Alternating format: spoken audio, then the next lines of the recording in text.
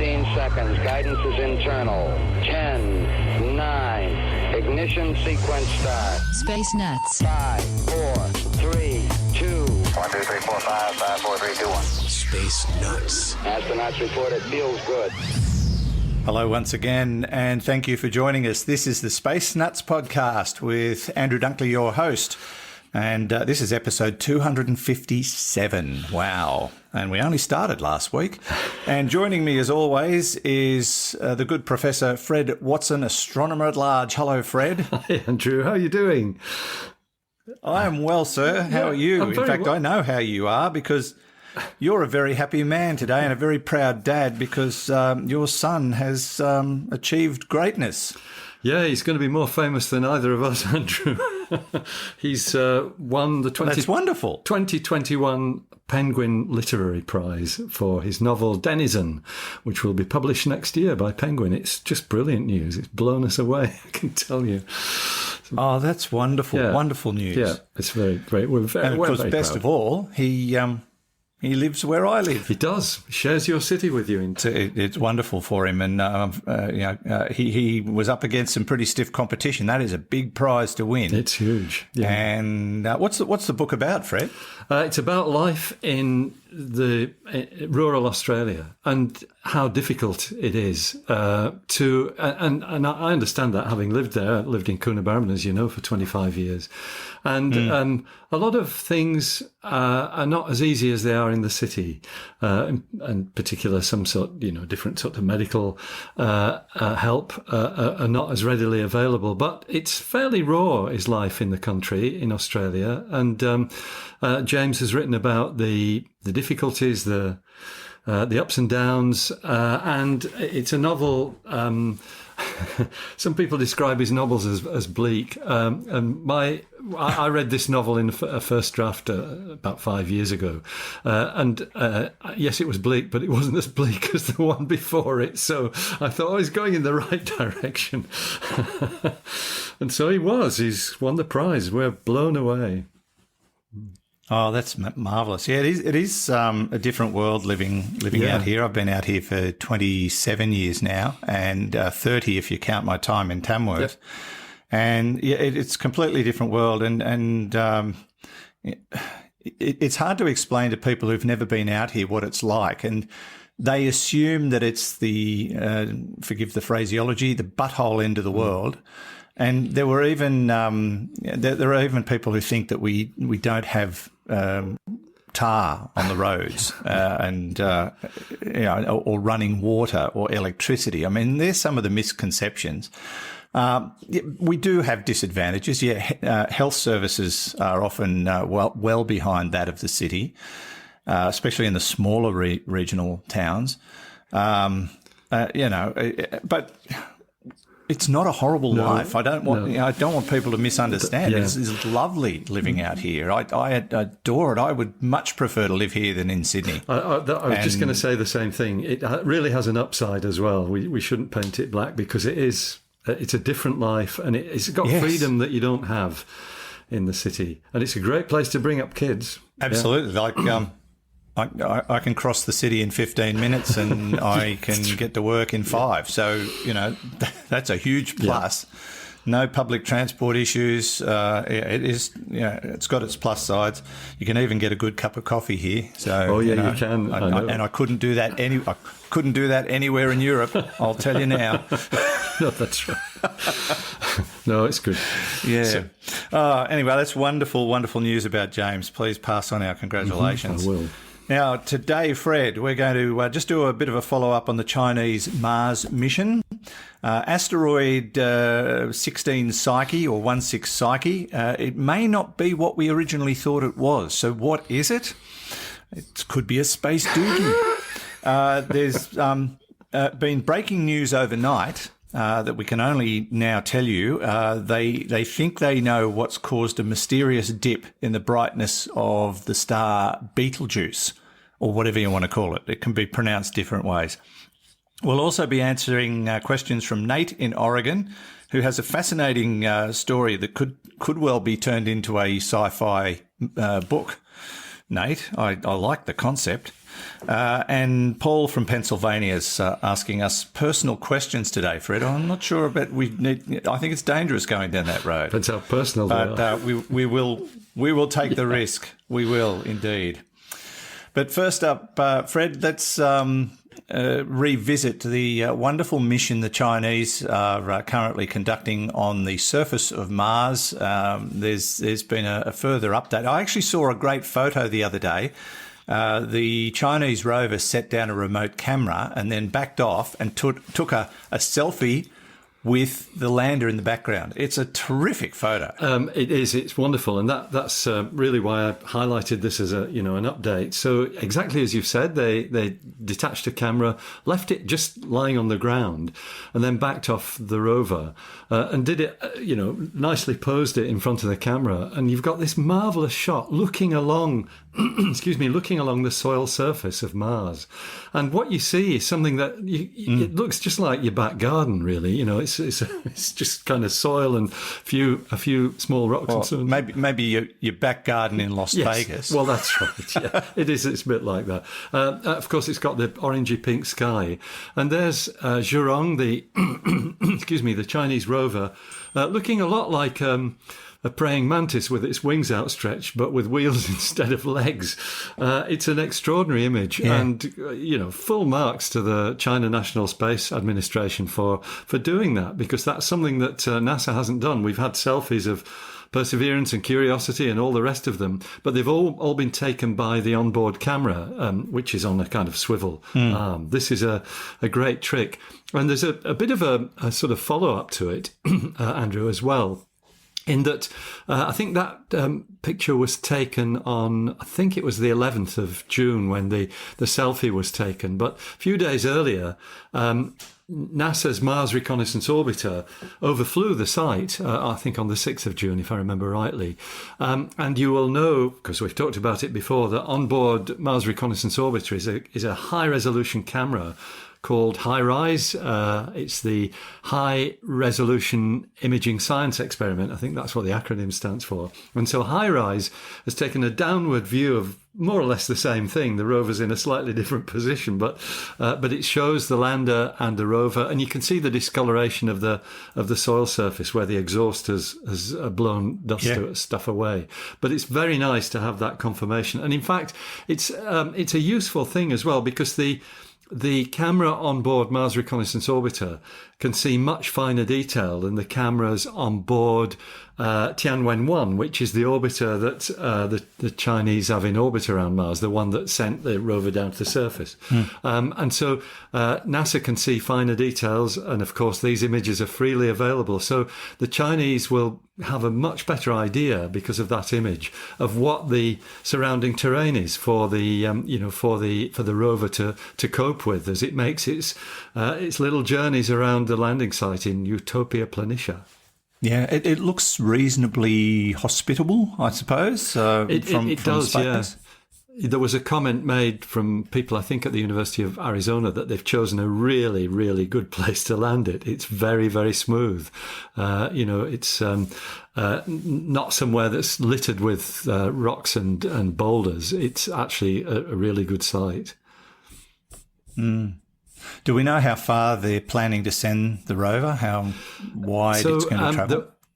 Yes, there was a comment made by, again, this is writers from the University of Arizona, and that is to compare it with Yutu-2, which is the Chinese rover on the moon. It's still doing its thing on the far side of the moon.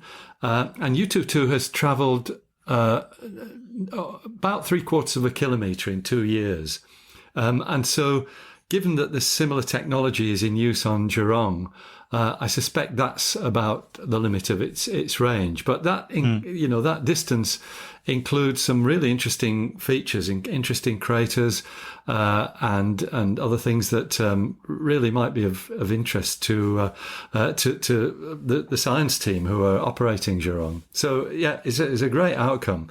Very, very interesting stuff too. But a lovely picture. The selfie is just great. Yeah, well worth looking up. It's a terrific image. And I guess there'll be more to hear from this particular mission. It's been pretty exciting this year on Mars with everything that's going on, and who knows what they might be able to announce in the not too distant future. So we'll keep an ear to the ground in that regard. Now, Asteroid 16 Psyche, it's starting to look like it is not what we thought it was. What did we think it was? Well, from my personal experience, I've known about 16 Psyche since I was a master's student, because it's one of the asteroids that I used in when I was writing my master's thesis on asteroid orbit. So it's an old friend, is 16 Psyche, but it's also famous as an asteroid because for some years now, astronomers have thought that what we're seeing in this asteroid is the metal core of a protoplanet, and a protoplanet is what planets grow out of as they're being formed. And this is a protoplanet that's had its rocky mantle knocked off, leaving behind just the metal core, because we know it's highly metallic. We can tell from, measurements that its surface is very, very metallic. It's about 200 kilometres across. It's one of the bigger asteroids, not a small object. And indeed, all the speculation that we can talk about now is going to be set to rest in, I think, about 4 years, because there's a mission going to 16 Psyche. It's a NASA mission. It's called Psyche. And by the way, Psyche is the Greek goddess of the soul. It's a very nice name. But the thinking now, which comes from research in the University of Arizona, is that its density is too low for it to be the solid metal core of a protoplanet. And what they're saying is, it's, in fact, they're turning it round. They're talking about porosity. Porosity is, if you think of something like a piece of pumice, the porosity is the amount of empty space that's within it. And the porosity of 16 Psyche has now been measured to be about 35%, which means that 35% of its bulk is empty space. And that doesn't really tally with the idea of the metallic core of a protoplanet. Unless it's kind of more solid in the middle and it's just a bit frothy on the outside, which I guess is a possibility. But that sort of detail is probably not something we'll really get to see until the Psyche spacecraft gets there. It will go into orbit around Psyche. I can't remember when, but it's in a few years' time. And hopefully will give us much more detail. In fact, we'll get a very precise measurement of its density from that, and as well as much else besides. So watch this space is the answer there. It's a interesting story. Yeah, have they been able to compare it to other objects that might be similar? Have. Yeah, that's a good question. Thank you for raising that, because there's been a suggestion that it might actually be a rubble pile. We know of many rubble piles. In fact, 2 of them have been visited by spacecraft recently, Bennu and... what was it called? Ryugu, the other one. Bennu and Ryugu. That's it. They are, in fact, spacecraft are on their way back to Earth with samples from both those asteroids. They're rubble piles. They're just, debris that's bound together quite loosely. But they have porosities more than 50%. Which says that half of the asteroid is empty space inside it. Psyche is not at that level, but it does make them wonder if maybe what we're seeing is perhaps the metallic core of a protoplanet as was originally thought, but maybe with a rubble pile on top of it or something like that. It's very interesting stuff. Oh, very much so. And I can't wait for those samples to come back, because it'll just add more pieces to the puzzle that is our solar system and the universe. And it makes me wonder if aliens ever sent a probe down to Earth and took samples back, they'd probably end up with an old KFC box and a hamburger wrapper. So hopefully we won't be disappointed. Yeah. Maybe the odd V8 engine or something that's been thrown away because it's worn out. Maybe, yeah. Anyway, more to learn from Asteroid 16 Psyche, we hope. We've just got to be a bit patient, as you've got to be when it comes to space travel and space research and astronomy. Nothing ever happens too quickly. You're listening to the Space Nuts podcast with Andrew Dunkley and Fred Watson. Roger, you're loud and clear here also. Space Nuts. And welcome back. Thanks for your company here on the Space Nuts podcast, episode 257 with Andrew Dunkley and Fred Watson. And a big hello to our Space Nuts podcast group on Facebook. If you have not joined yet, you ought to, because they're a great bunch of people. There's about nearly 2,000 members of the Space Nuts podcast group on Facebook. Just do a search for Space Nuts podcast group. It's a group of listeners who decided that it'd be great to get online and talk to each other and ask each other questions. Sometimes they post unusual things, different things. I think one of our most recent posts was actually a piece of poetry by Lord Byron titled Darkness, which has got a bit of an astronomical connection. So, and people have been discussing that. Following up to last week's episode, Fred, when we were trying to talk about those Pentagon photos and videos of UFOs, that's become a discussion point on the podcast group. And it's just some wonderful images that people take themselves through their own telescopes, or major stories that are breaking. There's a story about Ganymede as photographed by Juno. So you can all get together and meet each other and chat, and I think friendships have been forged through the Space Nuts podcast group, and I would encourage you to join up if you haven't already and meet some like-minded people. It's terrific. We've got some filters in there now because we were getting pretty heavily spammed there for a while, but I think that's eased off a bit. Still one or two get through to the keeper, but I've got the gloves on and I've been dealing with them. And look, I want to say thank you to those vigilant members of the Space Nuts podcast group who actually alert me to some of the junk that gets and it's space junk that gets thrown into the mix. So I appreciate those alerts because I can't watch it 24 hours a day, but it's good that you're on ready alert. Now, Fred, let's move on to the mystery of the dipping of the brightness of Betelgeuse or Betelgeuse or Old Geezer or whatever you want to call this particular star. But overnight, our time, this morning, they have released a statement. They think they know what's happening here. Indeed, they do. And they, in this case, is the European Southern Observatory, whose telescopes are in northern Chile. And in particular, these are the telescopes, the 4-unit telescopes of what's called the VLT, the Very Large Telescope, even though it's 4. And in fact, it was joined by 4 more for this as well to link up to make a kind of array of telescopes. So the great dimming, it's sometimes called, of Betelgeuse or Betelgeuse or however you want to pronounce it, which is the bright star on the shoulder of Orion. And it's a red star, it's a red supergiant star.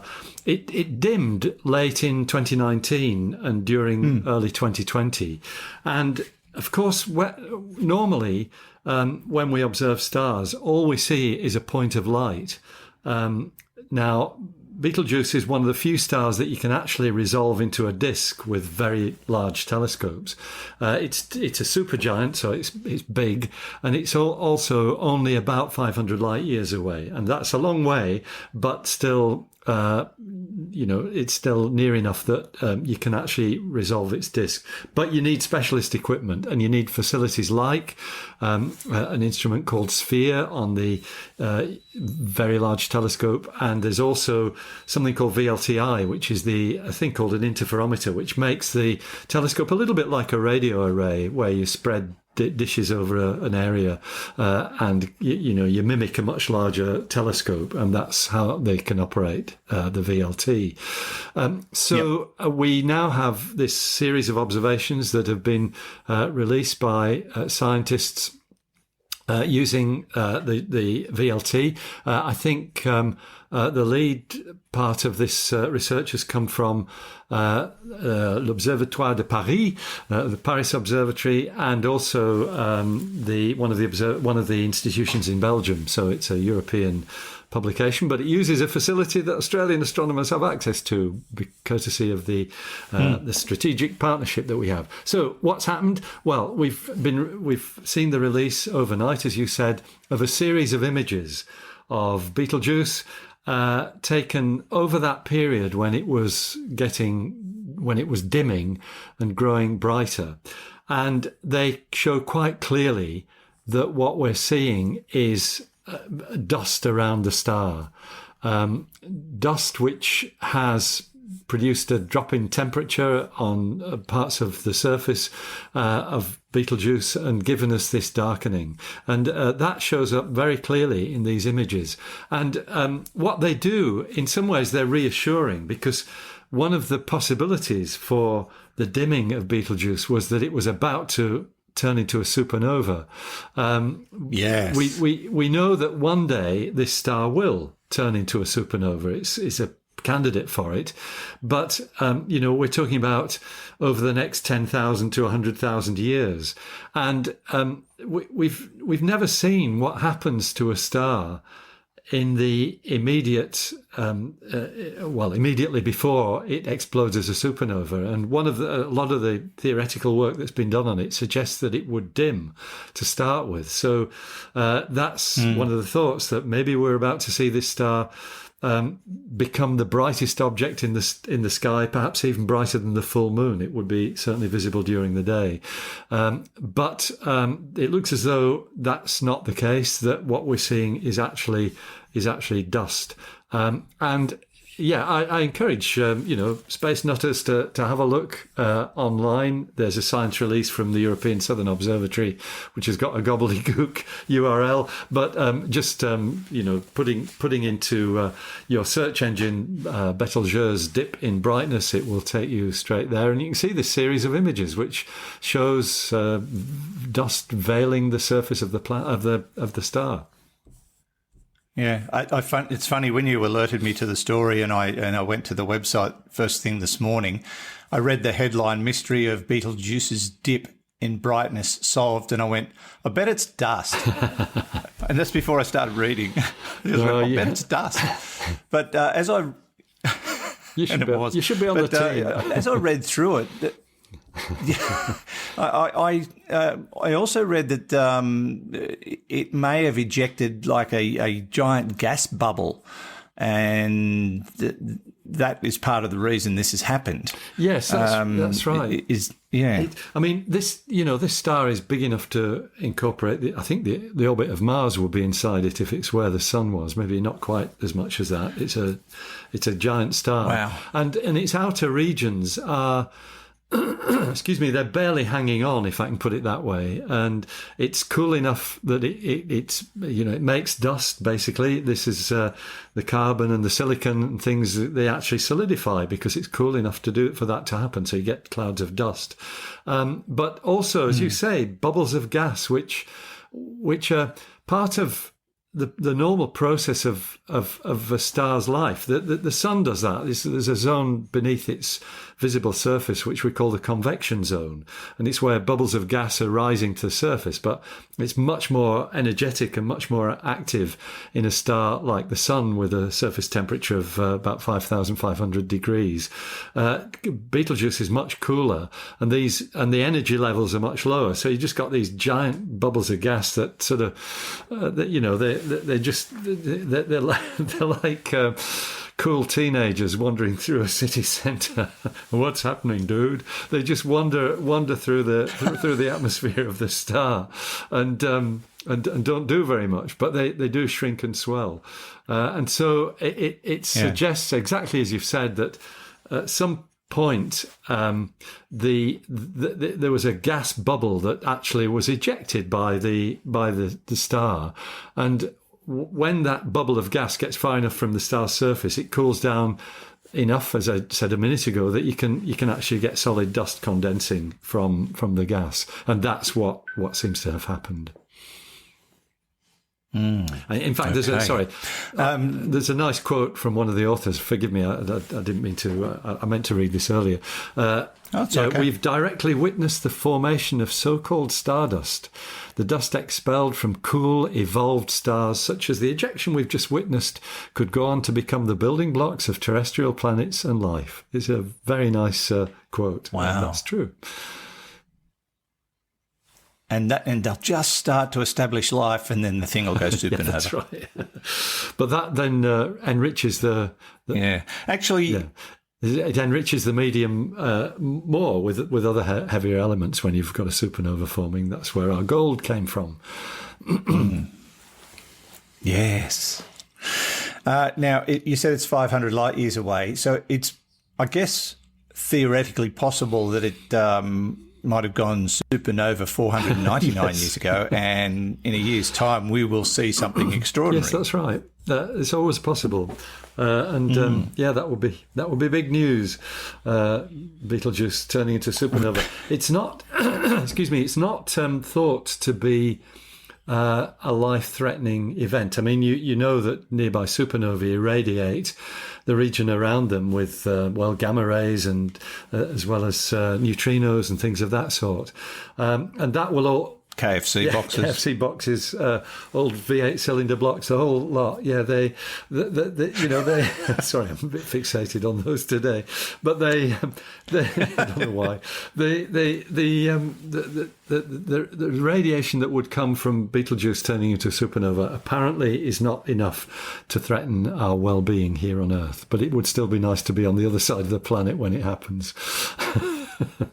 Yes, I would hope so. Yeah, and it would be visible to the naked eye. I imagine this would be huge. Yeah. Yes, it would. Oh, very bright. I think, if I remember rightly from things I've read before, about maybe half the brightness of a full moon. So it would certainly be visible during the day. Yeah, extraordinary. Well, I kind of hope it happens, but I hope it doesn't. Me too. I'd love to witness something like that. Yeah, I really would, yeah. but. Maybe somewhere else. Somebody else's solar system. Sorry, somebody else's galaxy. That's right. All right. Yeah. So the mystery is solved. The dipping of brightness is just dust. Bit disappointing, really. You're listening to the Space Nuts podcast. Andrew Dunkley here with Fred Watson. 0G, and I feel fine. Space Nuts. Yes, the great John Glenn there. 0G and I feel fine. I love that line. And thanks for listening to the Space Nuts podcast. Now, don't forget, if you would like to become a patron, you can do that via our website, spacenutspodcast.com. Click on the supporter button and you can learn all about ways of giving us a little bit of financial support, whether you do it through Patreon or Supercast or through our shop. Click on the shop button. All these great new products available. And some of it's actually pretty cool stuff, but some of it's pretty dorky as well. Although I did speak to someone the other day that's going to get a pair of flip-flops for the coming northern summer, which would be about now. So yes, there's just a whole array of stuff available at the shop. But if you want to, just take it to the next level and make a monthly contribution, and you can start as low as $4.50. You can become a patron, and we certainly are very, very thankful to our patrons for supporting the Space Nuts podcast. The idea of patrons actually came from the audience, so we thank everybody who's supported us in that way. Now, Fred, we have some questions from the audience, and our first one, it's a sort of a what-if scenario from Nate in Oregon. Hi, Fred and Andrew. This is Nate from Oregon. Okay, so 10 years ago, give or take, I heard that if dead center of the United States, a sun the size of a pinhead were to suddenly just pop up, it would instantaneously fry most of the central United States. So let's say for some inexplicable reason this suddenly happens. What would be the actual effect, and what would be the global effect on, let's say, like if it was just for a split second the sun was there to maybe a few hours? What would ultimately happen? Because I'm having a hard time wrapping my head around that. Like, it seems like total nonsense, but then it also makes sense at the same time because it's a lot of heat we're dealing with. If you could enlighten me and let me know, I'd be very grateful. Thank you. Thank you, Nate. I love what-if questions. It reminds me of a book by an Australian science fiction author named John Birmingham. In fact, I've got the book right next to me down here somewhere in my pile of science fiction novels. But he wrote he writes trilogies. But this one was, I think, called After America. And it was about this mysterious blob that came out of space and basically wiped out all of North America and part of Canada and Mexico. And the book kind of moved on from there and talked about what happened to the world on a more politically and militarily motivated level. But, Nate's question kind of made me go back to that thought and how the world dealt with the fallout of America being wiped off the face of the earth. Now, that's not the scenario Nate's talking about. He actually wants to know what would happen physically if a tiny little sun appeared for a few hours in the middle of the United States. What would be the effect? Probably not dissimilar to what John Birmingham wrote about, I would expect. Yeah, just as an afterthought or a postscript to that comment, Andrew, I once did a gig with John Birmingham. Did you? A speaking gig, yeah. I love the way he writes. He inspired me to write some of the novels I've written, I must say. There you go, yeah. What I was going to say was, like you, he's a really nice guy. Oh, that's nice lovely. Chap. Yeah, it was a very nice event. I can't remember what it was, but there were two of us on the stage, probably talking. Yeah, I'm just sometimes trying to find it. Hang on. There it is. There you go, John Birmingham, After America. That's the one to read, Nate. If you're watching us on YouTube, you can. Yeah, that's what it looks like. Sorry, that's right. Yes, a lot thicker than my novels, I must say. No, it's good, and it was an enjoyable event. As I say, it was quite a few years, probably a decade ago now, but it was good stuff. So, a really interesting point. So, what are we talking about here, though? Are we talking about just a pinhead that's as hot as the sun?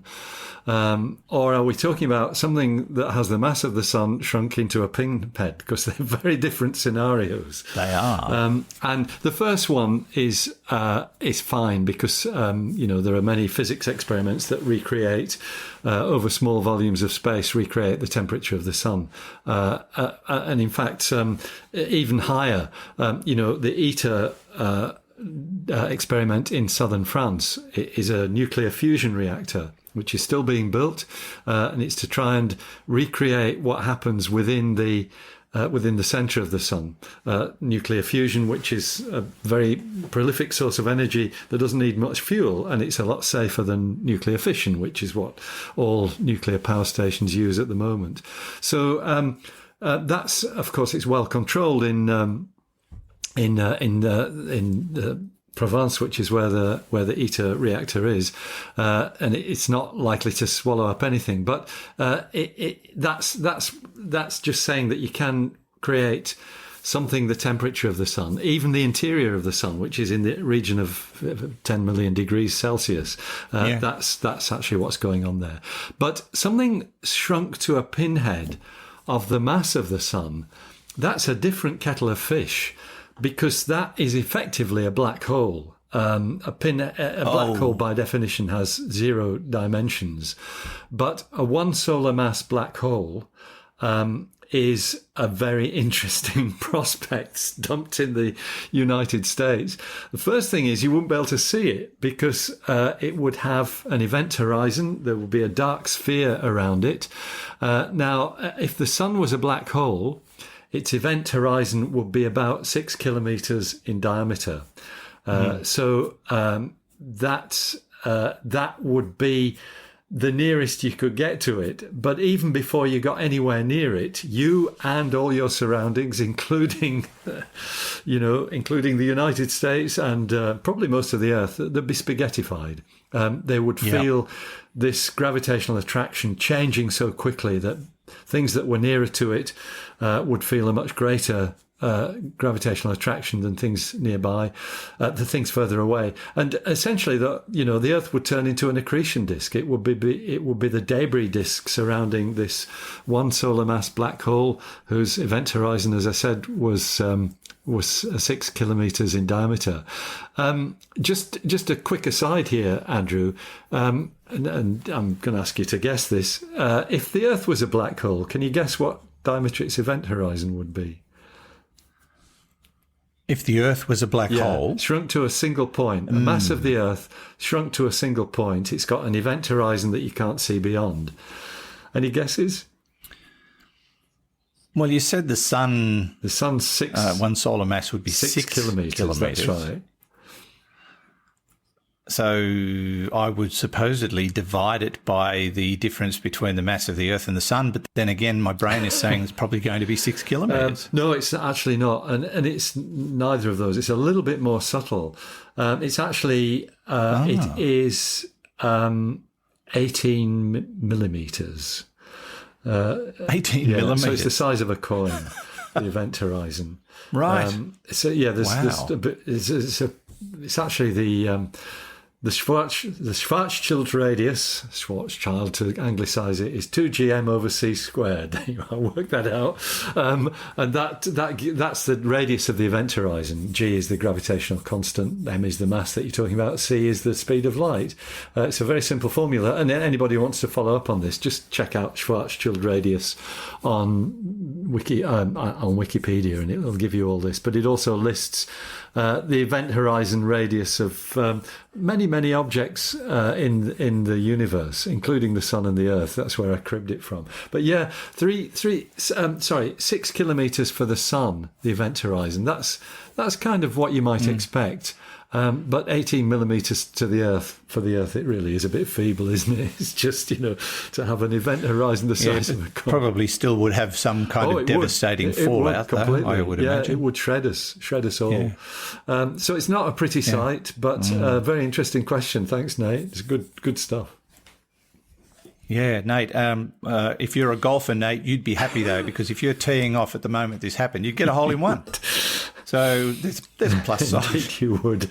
Your ball would be shredded. You wouldn't be around long enough to pick up the bottle of scotch later, which is what our club gives you for a hole in one. But anyway.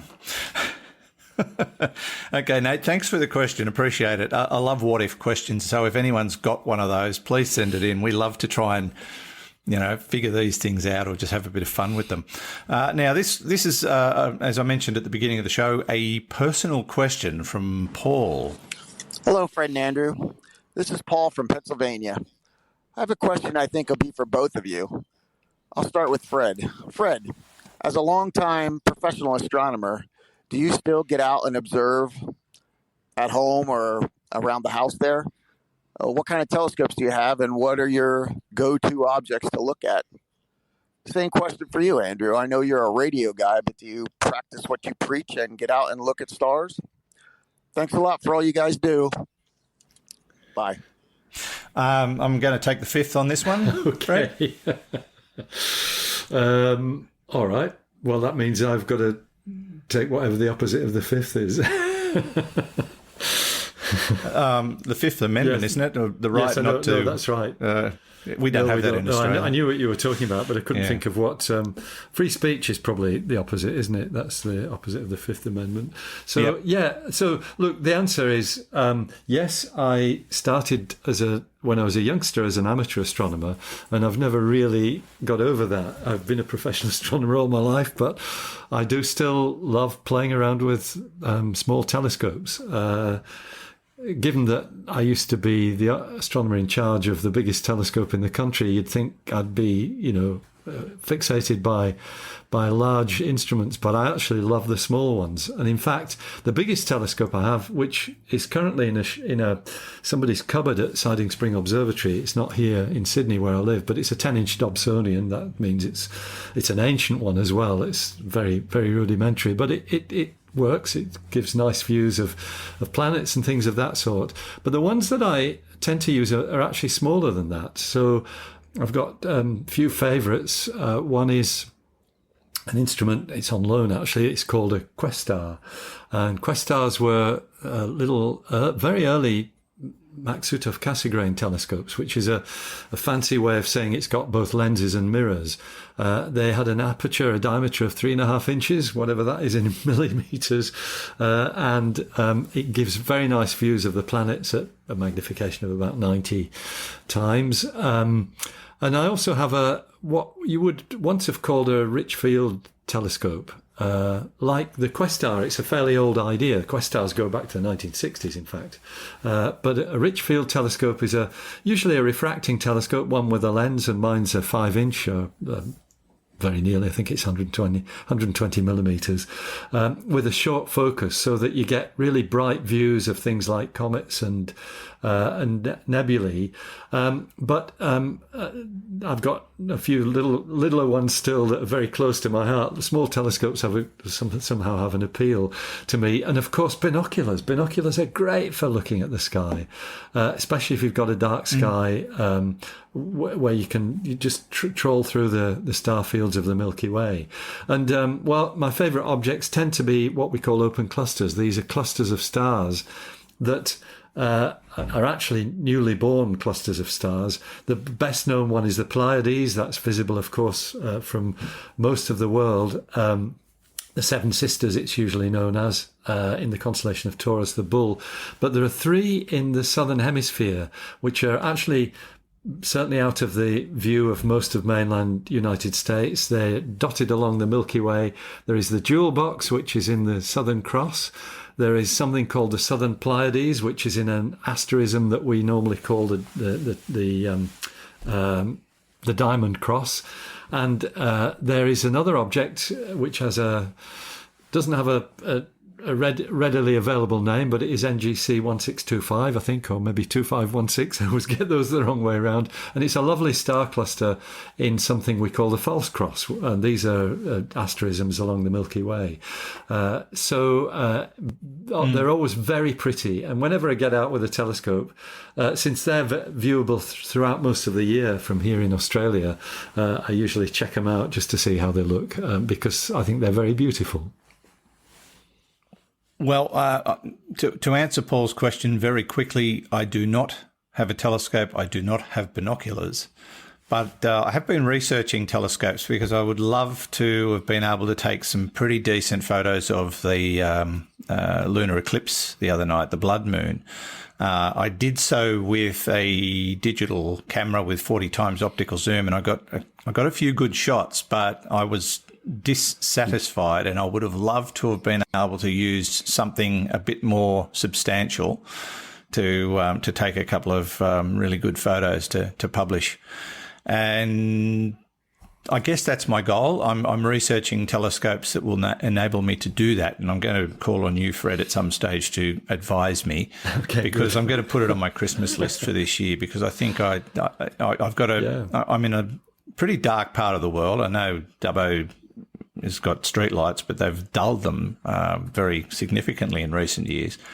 And in my backyard, I'm shielded from a fair bit of light, so it's sort of become kind of a little dark zone in my particular part of town, where I could point a telescope up without it getting, sucking in light from the streets. But I'm researching where I might go with this. But as far as objects are concerned, well, what I love. I would love to just point it at the planets in our solar system, Mars, but the gas giants. I've seen some photos people have taken with their home telescopes of Jupiter and its moons, and some of them are amazing what people have been able to do. And I think that's what sort of thrills me, the more near Earth objects than the outer limits stuff. But who knows? Once I get started, I might get so hooked I'll be out there looking for everything I could possibly find. So that's my plan anyway. You probably would. But your eclipse photos were great, Andrew. I think you should be proud of them. Thank you. Considering, especially as you said, with a just a camera with a zoom lens. It was just a digital camera. I'll show it to you. I've got it right here. Yeah. Hang on. It's It was It was this camera. I mean, that's what I took those photos with. That's a little Canon with 40 times optical zoom. So that's all I used. And I didn't even have it on a tripod, so I handheld. And it did a fabulous job. It is a great little cam, that. Yeah, it's amazing. Perfect for holiday snap. Yeah. Anyway, great stuff. Well, I've got to get my earpiece back in now because I had to pull it out to get the camera. There we go. I'm back in business. But I think I'd love to do something a little bit more substantial in terms of observing and photographing the night sky. That could be a hobby that would keep me outside for hours and hours, which would thrill my wife no end. Seeing golf already does that on my weekends. But I appreciate the question, Paul. Thank you so much. It's nice to get one of those occasionally as well. I think we're going to have to wrap it up, Fred. Don't forget, though, if you've got a question, you can send it to us through our website, spacenutspodcast.com. Just click on the AMA link. You can send us questions through the email interface, or you can record them yourself by just pressing the record button. If you've got a microphone in whatever device you use, it will pick your voice up and just tell us who you are, where you're from, and ask your question. It's as simple as that. It'll all get uploaded, and Hugh puts them all together and sends them to us in one big dump once a year. Well, maybe a bit more often than that. But we look forward to your next set of questions. That's where we leave it, Fred. Thank you so much. Great pleasure. Good to talk to you as always, Andrew, and have a good week, and we'll speak again next week. Indeed we will. Thank you. Professor Fred Watson, Astronomer-at-Large, part of the team here at the Space Nuts podcast, and hello to Hugh in the studio, who pushes all the buttons and turns all the lights on and off. It doesn't achieve anything. He just does it because, he's just wired that way. And from me, Andrew Dunkley, thanks again for listening and following the Space Nuts podcast. We look forward to your company next time. Bye-bye. Space Nuts. You've been listening to the Space Nuts podcast. Subscribe to the full podcast on iTunes, Audio Boom, and Stitcher, or your favourite podcast distributor. This has been another quality podcast production from Bytes.com.